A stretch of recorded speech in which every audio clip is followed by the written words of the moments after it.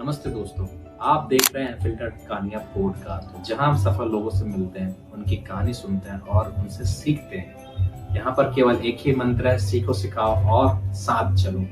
तो आज के हमारे गेस्ट थे जिन्होंने सूफी शायरी के क्षेत्र में अपना एक अलग करियर बनाया है और जो केवलारी से बिलोंग करते हैं, अनंत केवलारी जी। आपके बचपन के बारे में कुछ बताइए, फैमिली का बैकग्राउंड, आप कहाँ से हैं, कहाँ आपकी शिक्षा दीक्षा हुई? हम लोग प्रॉपर केवलारी के ही रहने वाले हैं। और अगर मैं आपको बताऊं तो मुस्लिम समुदाय से सबसे पुराने जो दो खानदान हैं, उनमें से एक खानदान से मेरे वालिद आते हैं जी। और फिर मैं है। और जो वंशावली रहती है उसके अनुसार अगर बताएं तो हम लोग लगभग 9वीं 10वीं पीढ़ी में हैं और 5-6 पीढ़ी का मैं नाम सही यानी सिजरा कहते हैं उसको, वो बता सकता हूँ। अच्छा, शिक्षा दीक्षा आपकी केवलारी में ही हुई? जी जी, मैं प्राथमिक कक्षा से लेके 10वीं क्लास तक मेरी सरस्वती शिशु मंदिर केवलारी से हुई है अच्छा। पढ़ाई, और 11वीं 12वीं शासकीय उत्कृष्ट महाविद्यालय केवलारी से पढ़ा मैंने। फिर आफ्टर मैं ग्रेजुएशन के लिए छिंदवाड़ा शहर गया। जैसा कि आप केवलारी में काफी प्रसिद्ध भी हैं, तो आप लेखक का काम कब से कर रहे हैं? मुझे लगभग 5 साल से मैं लिख रहा हूँ। अच्छा। लेकिन मैं दुनिया के सामने नहीं आना चाहता था। क्या वजह थी इसकी? इसकी वजह ये थी कि छुप के ही काम करना अच्छा लगता था। अच्छा, पर हमारी जो स्किल्स रहती है, जो आपको पसंद है, जो आप काम कर रहे हैं बेहतर तरीके से, तो ये तो अच्छा है कि आपकी जो चीजें वो दुनिया के सामने आए, लोगों को पता चले। हाँ, तो कला और कलाकार की चीजों में यही चीज रहती है कि कला अकेले में जन्म लेती है और अपने आप को डेवलप करती है और दुनिया के सामने जाहिर होके वो अपनी बुलंदी पे पहुंचती है। इसीलिए जब मैं बेचैन हुआ और मुझे लगा कि अब जमाने के सामने लाना पड़ेगा हुनर अपना, तो फिर मैंने लास्ट 3 मंथ से मैंने अपना एक सोशल मीडिया अकाउंट बनाया और बस पेश करते जा रहा हूँ अपनी। अच्छा, तो जो आपकी प्रेरणा, इसका स्रोत क्या है? आपको मतलब कहीं से ऐसी प्रेरणा मिली इस बारे में, या कहीं से सीखा आपने? देखिए, शेर व शायरी और गजल ये अल्फाज के जादूगर कहलाते हैं, तो ये सीखी ना जा सकती, ये सिखाई नहीं जा सकती, और ये दुनिया के जज्बातों से देख के अपने जज्बात को अल्फाज में बदलकर लोगों के सामने पेश किया जाता है। इसी पे मेरे कुछ अल्फाज हैं कि फिर एक दुनिया पर्दा कर रही है तेरे मेरे दरमियान, फिर एक पर्दा कर रही है ये दुनिया तेरे मेरे दरमियान, मैं अपने जज्बात को अल्फाज में बदल रहा हूँ तो शायर समझ रही है ये दुनिया। क्या बात है, क्या बात है, बहुत बढ़िया, बहुत। किन कवियों और लेखकों का प्रभाव आपके जीवन में सबसे ज्यादा रहा? कवियों का जैसे कि स्कूल टाइम से कबीर दास जी, रहीम जी, और फिर तुलसीदास जी, और फिर कॉलेज टाइम में नज्म, शेर व शायरी में जैसे कि अभी वर्तमान में तहजीब हाफिज साहब, वसीम बरेलवी साहब, और एक फेमस है जो अपने सिवनी जिले से थे, बहुत कम लोग जानते हैं कि अनवर शऊर साहब हैं, और जिनके अल्फाज मुझे याद आते हैं कि खुशकिस्मती अपनी जगह, इत्तेफाक अपनी जगह, इस जमी में आदमी बनाता है अपनी जगह, खुद ही बनाता है आदमी अपनी जगह। वो शिवनी से थे और फिर हिजरत करके 1947 में पाकिस्तान चले गए थे। एक बहुत बड़े मशहूर शायर थे। आपकी कुछ पसंदीदा काव्य शैली? देखिए, अभी शुरुआती दौर में मैं अगर शैली की बात करूं तो ये ख्याल ही मेरे हैं। अगर मैं कोई शैली बात करूं तो बेईमानी ही रहेगी। ये मेरे जो भी है अभी ये अल्फाज ख्याल है, और फिर ये शायरी, नज्म और बहार, तरन्नुम, ये सब दर्जे की बातें हैं। जैसे जैसे उम्र बढ़ती जाएगी वैसे वैसे ये निखार बढ़ता जाएगा। आप अपने लेखने में किन विषयों पर ज्यादा महत्व देते हैं? जी, मैं जो अपने सामाजिक हैं, अधिकतर समाज में ही रह रहे हैं, तो समाज के ही जो मुद्दे हैं और जो भावनात्मक रूप से जुड़ाव रखते हैं, बस इन्हीं पे मैं ज्यादा, जीव जंतु, पर्यावरण, इन चीजों पे, नदी, झरने, आसपास की जो चीजें हैं बेहतर, उन्हीं के ऊपर लिखने के लिए इतना कुछ है। मैं जिस क्षेत्र से आता हूँ, केवलारी से, जी। और आसपास अपने यहाँ पर काफी स्पेस है और बहुत अच्छी अच्छी जगह है। बस यही मुझे प्रेरित करती है लिखने के लिए, और मैं लिख रहा हूँ। जी। आपके विचार में समाज में लेखक की क्या भूमिका है? समाज की एक बहुत महत्वपूर्ण भूमिका है कि वो समाज में एक परिवर्तन ला सकता है यदि उसकी बात को बेहतर तरीके से समझा जाए, सोचा जाए, और कुछ नहीं तो अपने खानदान में और आसपास उसको देख के सीखा जा सकता है और उसके अल्फाजों से एक बेहतर मुकाम हासिल किया जा सकता है। एक मोटिवेटर के रूप में आप वर्तमान समय में देख सकते हैं। आप अपनी कविताओं के माध्यम से क्या संदेश देना चाहते हैं? संदेश में यही देना चाहता हूँ कि मानवता ही सबसे बड़ी है, और मेरे ही अल्फाज हैं कि सिजरा मतलब होता है वंशावली, सिजरा मतलब होता है वंशावली। एक ही सिजरे में रखता हूँ आदम इंसान को, एक ही सिजरे में रखता हूँ आदम इंसान को, यही हुक्म है मेरे पाक परवरदिगार का, यही हुक्म है मेरे पाक परवरदिगार का। आपको लगता है वर्तमान में कविता का प्रयोग जो कम हो रहा है? हाँ, वर्तमान में सोशल मीडिया का दौर है, लेकिन जब मैंने लिखा और मेरे ओरिजिनल कंटेंट है सभी चीज, तो मुझे लगा कि अभी भी कविता को पढ़ने वाले, सुनने वाले और लिटरेचर को समझने वाले काफी लोग हैं, और युवा पीढ़ी जो है उसकी तरफ आकर्षित हो रही है और पढ़ रही है, जैसा कि मैं समझ पा रहा हूँ। अच्छा, मतलब एक सही जगह और सही लोग तक अगर वो पहुंचे तो बिल्कुल पढ़ रहे हैं। और मेरे कम समय में मैंने देखा कि अपने काफी लोग मेरे रीडर हुए जी, काफी लोग। अच्छा, युवा कवियों के लिए क्या सलाह है आपकी जो अभी इस क्षेत्र में अपना करियर बना रहे हैं या फिर जिनके अंदर ये खूबी है? ये उनके लिए सलाह देने के लिए तो मैं काफी छोटा व्यक्तित्व हूँ मैं, लेकिन मैं बस इतना ही समझता हूँ कि पढ़ना चाहिए, हर व्यक्ति को पढ़ना चाहिए, और वो पढ़ेगा तो समाज अच्छा बनेगा, और समाज अच्छा बनेगा तो देश अच्छा बनेगा। बस मैं यही समझता हूँ। बिल्कुल, बहुत ही अच्छी सोच है आपकी। आपकी भविष्य की साहित्यिक योजनाओं को आप जीवन में कहाँ देखना चाहते हैं? साहित्यिक योजनाओं को मैं एक चाहता हूँ कि सभी लोग उसको समझें, पढ़ें, और लेखक का यही सोच रहती है कि ज्यादा से ज्यादा लोगों तक उसकी लेखनी पहुंचे जी, और पढ़ी जाए, समाज में समझी जाए, और युवा पीढ़ी को एक दिशा निर्देश दे और उनके उज्जवल भविष्य में सहायक हो। बस यही चाहता हूँ मैं। सूफी शायरे के आज लोग दीवाने हैं और लोग उनको सुनते हैं, तो और इसको नया रूप देने के लिए आप अपनी तरफ से क्या कर सकते हैं कि जिससे लोगों को और ज्यादा पसंद आए चीजें?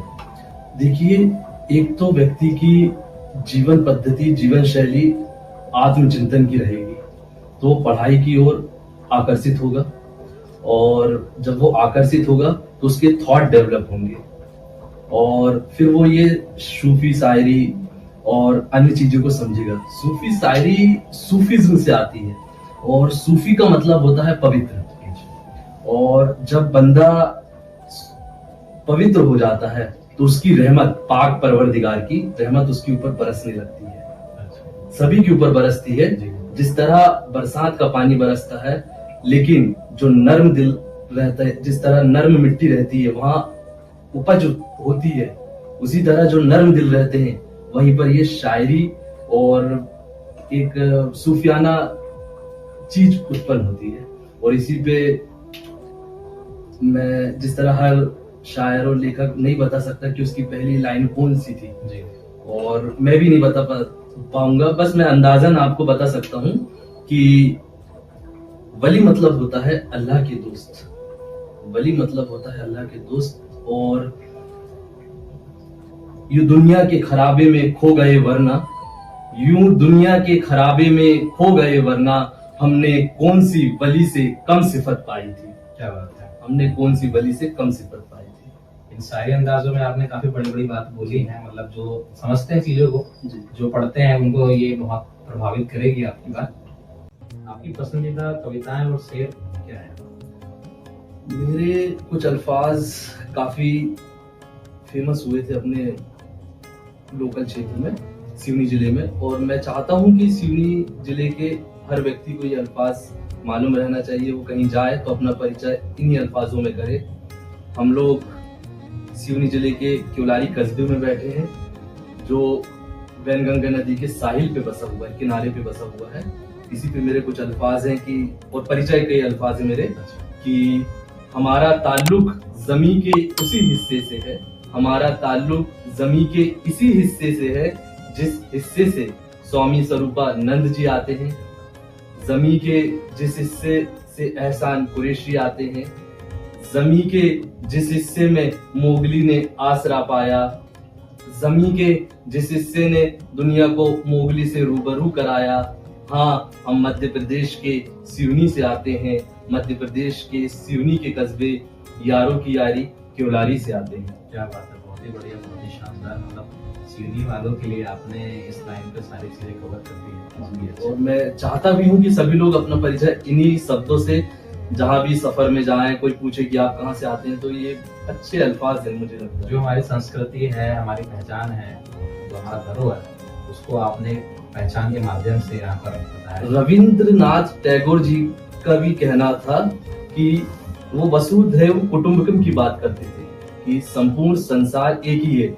ये सरहद और ये सब चीजें आदमी की बनाई हुई हैं, और पंछी, नदी, ये सब चीजों के लिए कोई सरहद नहीं है। और रविन्द्रनाथ टैगोर जी भी वसुधैव कुटुंबकम, हमारी भारतीय संस्कृति इसी की ओर अग्रसित होती है। उनकी भी ये है कि, उनका भी कहना था कि जिस तरह नदी के किनारे पेड़ होता है और वो बहाव के कारण मिट्टियां उससे निकलते जाती हैं, तो उसकी सभ्यता कमजोर होती जाती है। इसी तरह जब आदमी सभ्यता और संस्कृति से दूर होते जाता है तो वो कमजोर होते जाता है और वो एक दिन गिर जाता है। इसलिए अपनी सभ्यता संस्कृति को पकड़ के चलना चाहिए, और जिस भी सभ्यता संस्कृति में अच्छी चीजें हैं उनको एक्सेप्ट करना चाहिए। जिस तरह जापानी संस्कृति में है कि टूटी हुई चीजों को वहां पर, जैसे एक फ्लास्क बनाया गया ये फ्लावर रखने का या कप चाय पीने का, तो उसको कंप्लीट ना बना के उसमें थोड़ी दरार दी जाती है, क्योंकि दरार देने से वो उनकी संस्कृति में आ जाता है कि आदर्श कोई चीज नहीं है, आदर्श के करीब है हर चीज। तो वो खालीपन को एक्सेप्ट करते हैं, स्वीकार करते हैं, तो उनकी संस्कृति में आ गया है। तो ये मुझे बहुत अच्छा लगता है। जैसे ये मेरे पीछे फिश दिख रही है जी, ये फिश भी जापानी संस्कृति का ही हिस्सा है कि सूर्यास्त से पहले और सूर्यास्त के बाद मछलियों को दाना देना बहुत अच्छा माना जाता है जापानी संस्कृति में। अपने भारतीय संस्कृति में भी अच्छा माना जाता है और इस्लामिक थॉट के अनुसार भी अच्छा माना जाता है, और समावेशी मानव के लिए बेहतर है। और जिस तरह नदी, वैनगंगा नदी हुई, सागर नदी हुई, यहाँ पर जाके मछलियों को भी दाना डाल सकते हैं, एक अच्छा सुकून मिलता है। और इसी पे मेरे कुछ अल्फाज भी हैं कि ये मेरे कल्ब को, कल्ब मतलब दिल, ये मेरे दिल को सुकून क्यों नहीं मिलता, हाँ तेरे जिक्र से जो महरूम है। मिल गया है सुकून कल्बे आदम को, मिल गया है सुकून कल्बे आदम को, लगता है आज शुक्रवार है क्या, लगता है आज शुक्रवार है क्या। बिल्कुल हमारी संस्कृति से हमें जुड़कर रहना चाहिए, क्योंकि हमारी संस्कृति है तो हम है। हमने सुना था कि बार दिल्ली में भी किसी मंच में आपको आमंत्रण किया गया था। एक जश्न जॉन एलिया साहब का प्रोग्राम हुआ था उनकी याद में जी, तो उसमें मैं गया था। और फिर मेरे कुछ अल्फाज हैं कि अब हम हमारे दिल को यूं सुकून दिलाते हैं, अब हम हमारे कल्ब को यूं सुकून दिलाते हैं, इकबाल को पढ़ते हैं, इकबाल को पढ़ते हैं और नुसरत को सुनाते हैं, इकबाल को पढ़ते हैं और नुसरत को सुनाते हैं। और तेरी यादों ने हमें किस दर्जे तक सोचना सिखाया, तेरी यादों ने हमें किस दर्जे तक सोचना सिखाया, इकबाल तो ना सही जॉन तक तो पहुंचाया। जॉन साहब बहुत बड़े मशहूर शायर हुए। दिनचर्या के बारे में कुछ बताइए, और कैसे अपने उद्देश्य की पॉजिटिव कैसे रहे। देखिए, जीवन एक इतनी पवित्रता से जीना चाहिए, और जो मूल मूल्य नैतिक दायित्व है उनका निर्वहन करना चाहिए। तमाम उम्र अनस की फर्ज अदा करने में गुजरी, तमाम उम्र अनस की फर्ज अदा करने में गुजरी, खुदा एक और उम्र अता करता तो मोहब्बत में गुजारता। और सुबह जल्दी उठना चाहिए, सूर्य को उगते हुए देखना चाहिए, सूर्य अस्त देखना चाहिए, स्थिरता लाना चाहिए जीवन में, और जहां भी रहें भरपूर लाइफ को एंजॉय करना चाहिए, और जो भी काम करें शिद्दत से करें। ये तालीम के मकतब एक तरफ और हमारे बुजुर्गों से सीखा गया बसरे दुनिया का फन एक तरफ। भविष्य में आप अपने आप को कहाँ देखना चाहते हैं? मखलूक की खिदमत में देखना चाहता हूँ मैं, और लेखन के क्षेत्र में देखता हूँ, पढ़ाई के क्षेत्र में देखता हूँ, और कुल मिला के सभी के लिए कुछ अच्छा करना चाहता हूँ। शादी को लेकर आपके क्या विचार हैं? आप किस तरह की लड़की पसंद है आपको? शादी के लिए आज के परिवेश के हिसाब से सादी लड़की रहे, सिंपल लड़की रहे। जैसे एक राइटर सिंपल रहता है, वो मेरा साथ दे और मैं उसका साथ दूं, और बस वो मेरे जज्बात को समझे, मैं उसके अल्फाज को समझूं, और एक अच्छी दोस्त चाहता हूँ। जीवन एक ही बार मिला है और इसको इतनी पवित्रता से जीना चाहिए कि जब हम आफ्टर 50 एज के बाद अपने आप को देखें तो हमें अच्छा महसूस हो, और नियम कानून से बनकर जीवन यापन करना चाहिए। और इसी पे रिश्तों के बारे में मेरा कुछ अल्फाज थे कि ये दुनिया के रिश्ते भी क्या तमाशा है, ये दुनिया के रिश्ते भी क्या तमाशा है, असल में हर रूह अकेले सफर में है। क्या बात? असल में हर रूह अकेले सफर में। बिल्कुल। विश्व में पसंदीदा शहर कौन सी है? देखिए, विश्व में मुझे पढ़ने का शौक है, और मैं मिस्र में एक पुराना मदरसा है वो मुझे पसंद है, और इल्म का शहर बगदाद, इराक, ईरान, ये जो रहे अपने अच्छे लगते हैं मुझे। मैं दुनिया आगे बढ़ जाए, मैं फिर 1500 साल पहले पुराने जाना चाहता हूँ। मैं अपनी संस्कृति सभ्यता से बहुत इश्क और मोहब्बत करता हूँ। मोहब्बत से भी आला चीज है इश्क करता हूँ, अगर मैं कहूँ तो ये अतिशयोक्ति नहीं होगी, यही सच है। भारत में कोई जगह? भारत में मैं, जैसा कि मैं गया हूँ दिल्ली मुझे बहुत पसंद है, और दिल्ली में अच्छा लगता है। ये रूह आलम अरवा से आई है, ये रूह आलम अरवा से आई है, इसे मालूम है कि जिंदगी कैसी बसर करनी है। और लाइब्रेरियाँ अच्छी लगती हैं मुझे।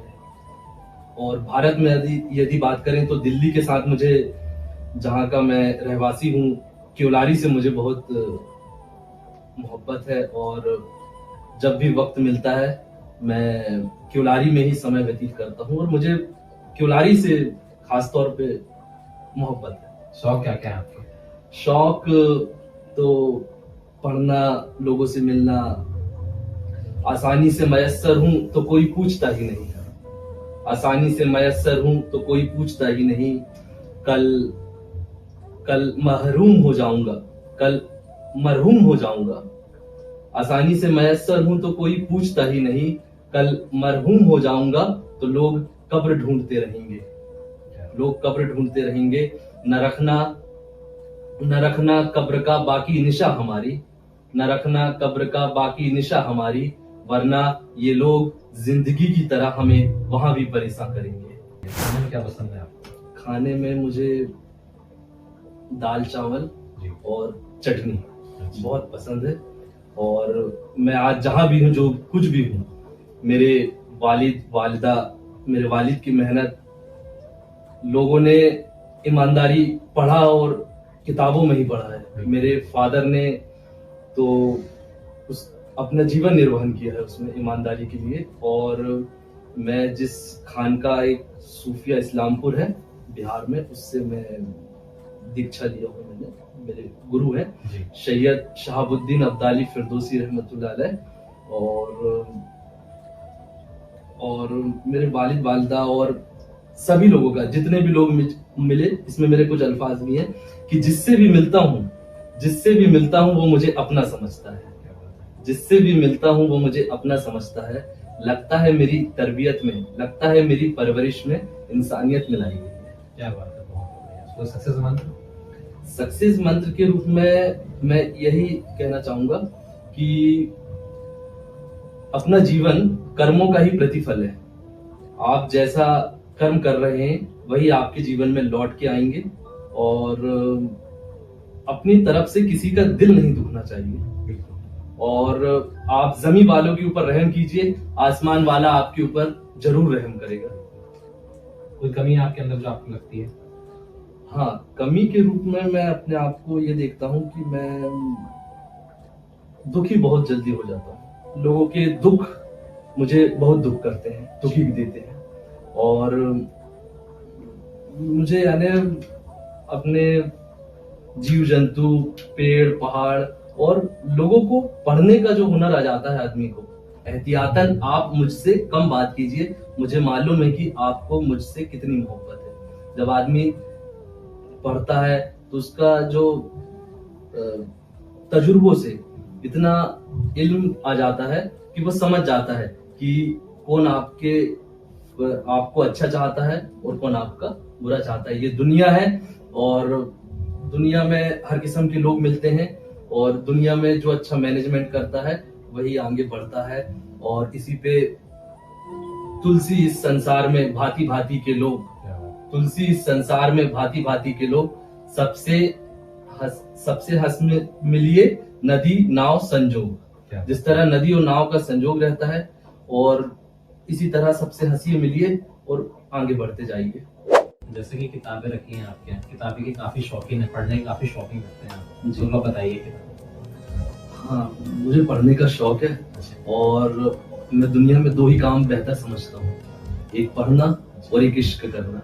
और ये दो ही काम मैं बेहतर तरीके से करता हूँ, और हर काम को मैं शिद्दत से करता हूँ।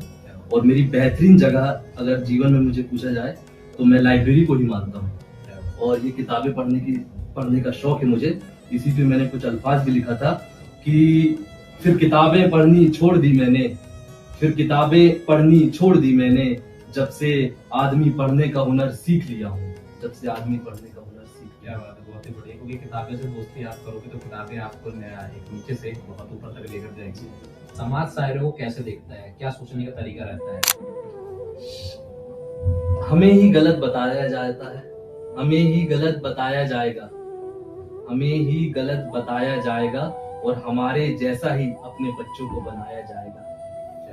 क्यों जरूरी है खानदान में एक शायर, क्यों जरूरी है खानदान में एक शायर, जब तुम्हारा बच्चा पढ़ना लिखना सोचना शुरू कर दे तब तुम्हें समझ आएगा क्यों जरूरी है एक शायर। बहुत ही बढ़िया। फेवरेट कलर क्या है आपका? मुझे सफेद कलर बहुत पसंद है, और जिस तरह सफेद कलर हर रंग को अपने में समावेश कर लेता है, और पानी का जो स्वभाव रहता है जिस बर्तन में रखते हैं उसी बर्तन के जैसे हो जाता है, और सफेद कलर अच्छा लगता है। कुआं, जिस तरह कुआं रहता है, एक ही कुआं है और सभी लोग अपना अपना बर्तन लेके जाते हैं। पानी को जिस बर्तन में रखेंगे आप, परात में रखेंगे तो परात के आकार के जैसा हो जाता है, और गुंडी में रखेंगे तो गुंडी जैसा हो जाएगा, और लोटे में रखेंगे तो लोटे जैसा हो जाएगा। जिस आकार में डालेंगे वैसा ढल जाएगा। और आदमी के जीवन को सरल बना के ही जीना चाहिए, और यही उसके लिए बेहतर है कि पेशेंस के साथ लाइफ सर्वाइव करना। पेशेंस और सिंपल जी जीवन में बहुत जरूरी है। बिल्कुल। दर्शकों के लिए कुछ शेर और शायरियां सुना दीजिए। बिल्कुल। सुकून मिलता है तुझसे बात करके, सुकून मिलता है तुझसे बात करके, जैसे मिलता है खुदा से बात करके, जैसे मिलता है खुदा से बात करके। न जाने तेरे लहजे में क्या बात है, न जाने तेरे लहजे में क्या बात है, मैं अपना लहजा भूलता हूँ तुझसे बात करके। मेरी नज्म में तेरा नाम तो ना रहता है, मेरी नज्म में तेरा नाम तो ना रहता है, तेरा ख्याल ही काफी है मुझसे बात करके, तेरा ख्याल ही काफी है मुझसे बात करके। और यही फर्क समझ आया दुनियाए जहां में, यही फर्क समझ आया दुनियाए जहां में। परिंदे परेशानी के आलम में, परिंदे परेशानी के आलम में पंख होने पे भी हिजरत नहीं करते। परिंदे परेशानी के आलम में पंख होने पे भी हिजरत नहीं करते, और आदमी परेशानी के आलम में पंख ना होने पे भी हिजरत पर आतुर रहता है, हिजरत पर आतुर रहता है, बेशब्द रहता है जाने के लिए। और मलाल है मशहूर न होने का हमको, मलाल है मशहूर न होने का हमको।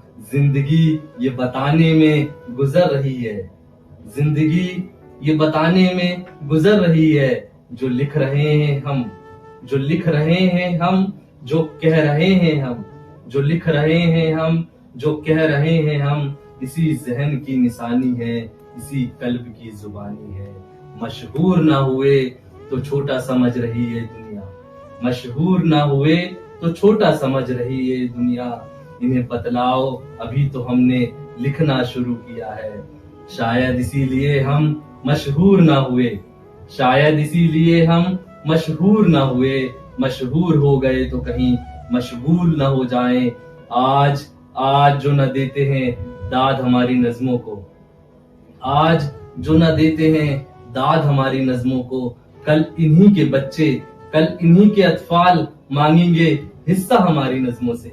बहुत बहुत शुक्रिया, बहुत बहुत शुक्रिया। कुछ तड़कता भड़कता शेर व शायरी टूटे दिल आशिकों के लिए, आशिकों के लिए। न लिख सका मैं मोहब्बत की ज्यादा बातें, न लिख सका मैं मोहब्बत की ज्यादा बातें। जो महसूस ही नहीं हुआ इस जहां में तो खाक लिखता। क्या बात, जो महसूस ही नहीं हुआ इस जहां में तो खाक लिखता। क्या बात है, बहुत ही बढ़िया, बहुत बहुत शुक्रिया। बहुत ही शानदार। आज आपने जाना अनस केवलारवी के जीवन की बहुत सारी बातें। बहुत बहुत धन्यवाद आपका। और आप आए, मुझे बहुत अच्छा लगा। और भविष्य में रही जिंदगी तो फिर मुलाकात होगी, रही जिंदगी तो फिर मुलाकात होगी। आज नहीं तो कल फिर आपसे मुलाकात होगी। और आपसे मिलकर, आपसे हाथ मिला के हमें बहुत अच्छा लगा।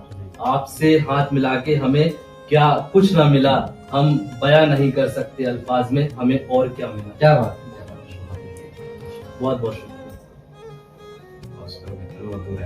आप इसे उन लोगों के साथ शेयर करिए जिनको आप इस मुकाम पर देखना चाहते हैं। मिलते हैं अगले ऐसे किसी पॉडकास्ट के साथ में। बने रहिए हमारे साथ, देखते रहिए अनफिल्टर्ड कहानियां पॉडकास्ट, जहां पर आपको ऐसी कहानियां आपको देखने मिलेगी जो आपको प्रेरित भी करेगी और आपके जीवन में बदलाव लेकर आएगी। अगर आप चाहते हैं कि अगला पॉडकास्ट किसी ऐसे व्यक्ति के साथ में हो जिन्हें आप जानते हैं तो आप अभी कमेंट करें। धन्यवाद।